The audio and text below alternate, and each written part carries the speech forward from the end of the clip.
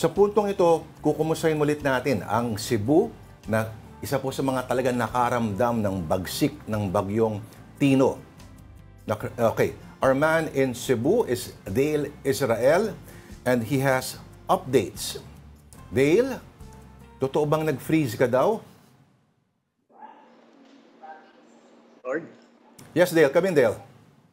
Yes, maayong hapon diha, Lord.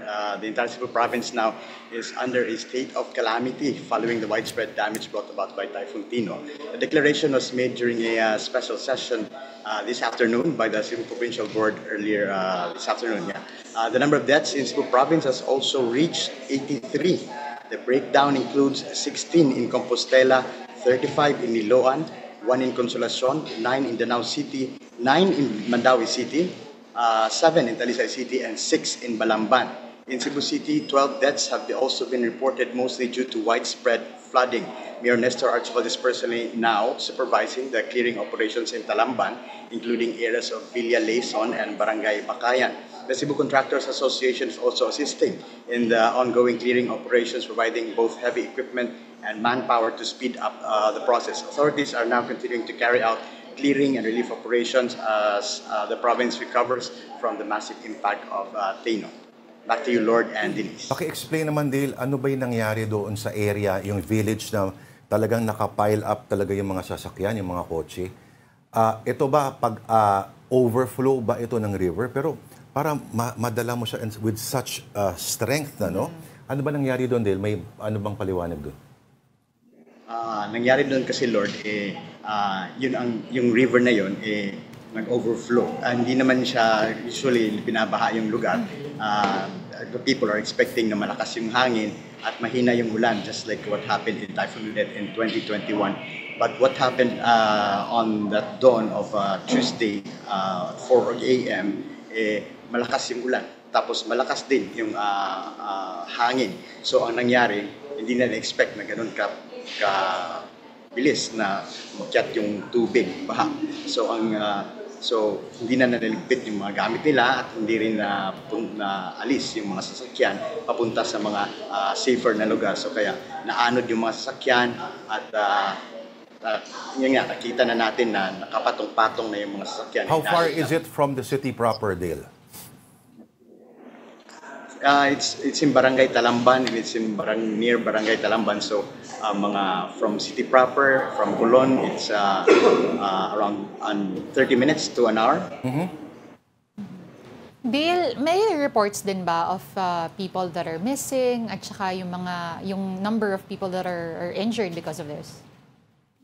As per the PDRRMO, may 8 na hinahanap in Cebu province. We don't have the data yet for Cebu City, but in Cebu province, 8 people are still missing. Dale, in an interview, Governor Baricuatro said that it looks like the president will be visiting Cebu again. Tama ba? Inabangan natin kung push through yung visit ng president dito sa Cebu. At ang alam natin ngayon, patungo dito yung Secretary of the DPWH, Secretary Vince Dizon. But the President, we're not really sure yet if that plan pushes through. Actually, the visit of the President was for the inauguration of the bus rapid transit. But considering na may calamity, it probably will be because of the Typhoon Tino too. Okay, this early, Dale, a lot of people are raising the issue of possible responsibility from certain flood control projects that are either substandard or non-existent, no? May mga ganyan-ganyan na bang usapan dyan, considering marami-rami rin pala dyan sa Cebu mismo? Actually, in Liloan, there's a flood control project that was not finished yet. So, ang sinasabi supposedly yung tubig ay papunta doon sa dagat, pero hindi natapos yung flood control project. Napunta sa community yung water ng flood. So, ito yung biniblame ng mga tao na flood control project sa Liloan.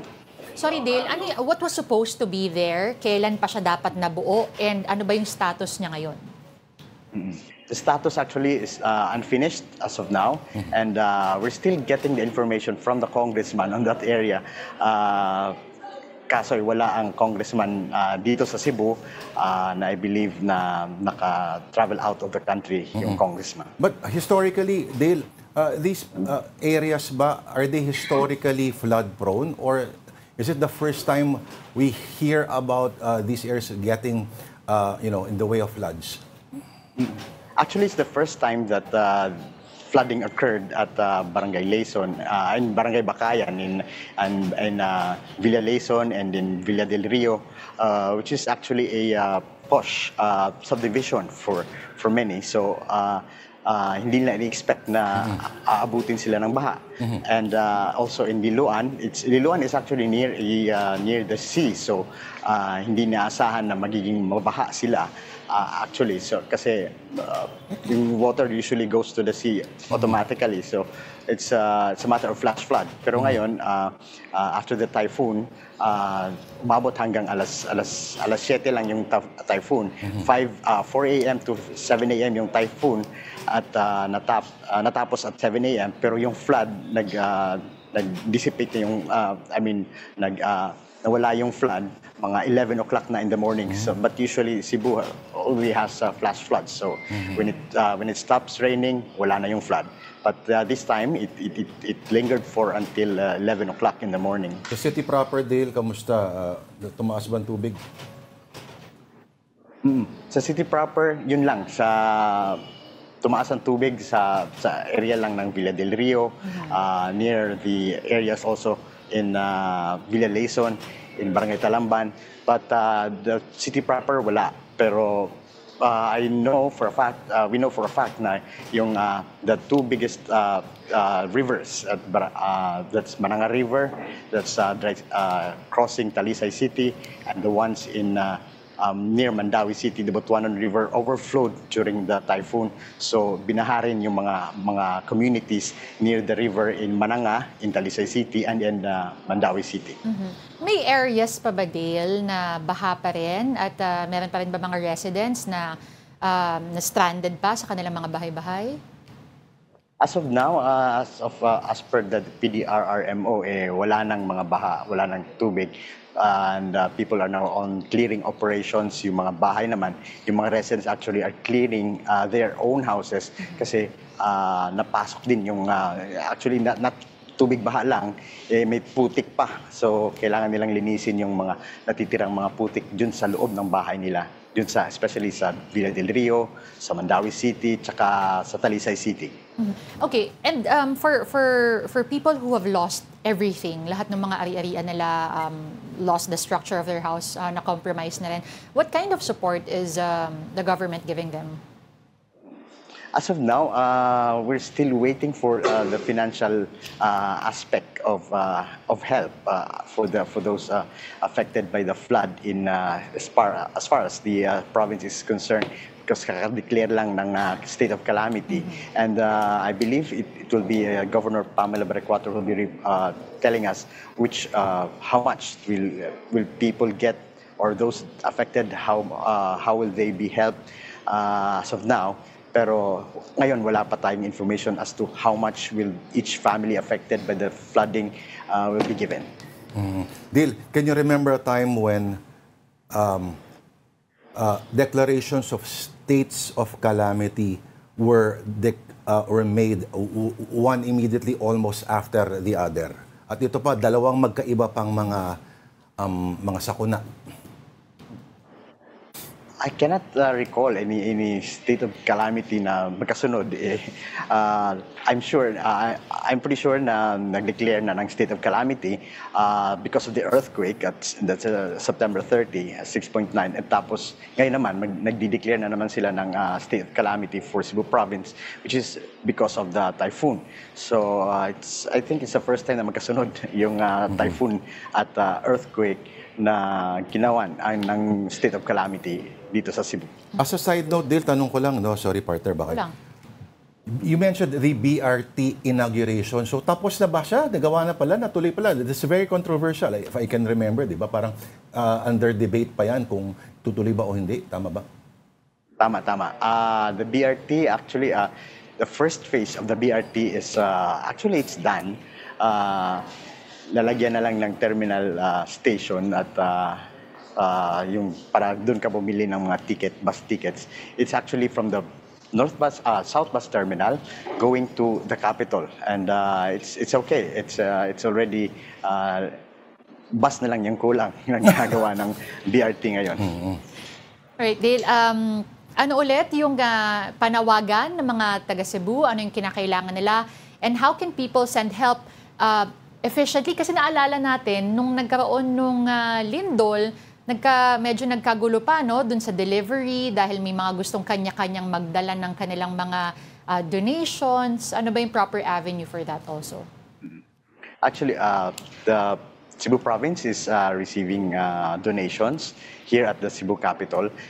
It's actually at the warehouse area of the Cebu capital, which is just walk away from the Cebu Provincial Capital building.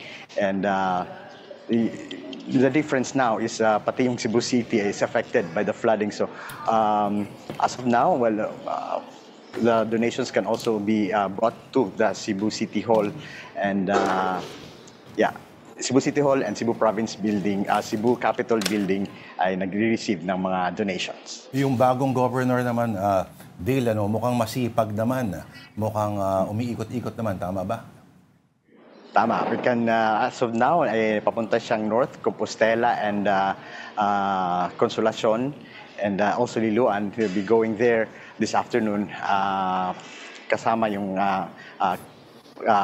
provincial government na mga tao na for clearing operations at nagdadala rin ng kanilang mga relief items or relief goods para sa mga taong affected doon sa Compostela, Liloan at Consolacion. Right, baptism of angry water. Maraming salamat ang ating One News Cebu desk, Dale Israel. Thanks, Dale.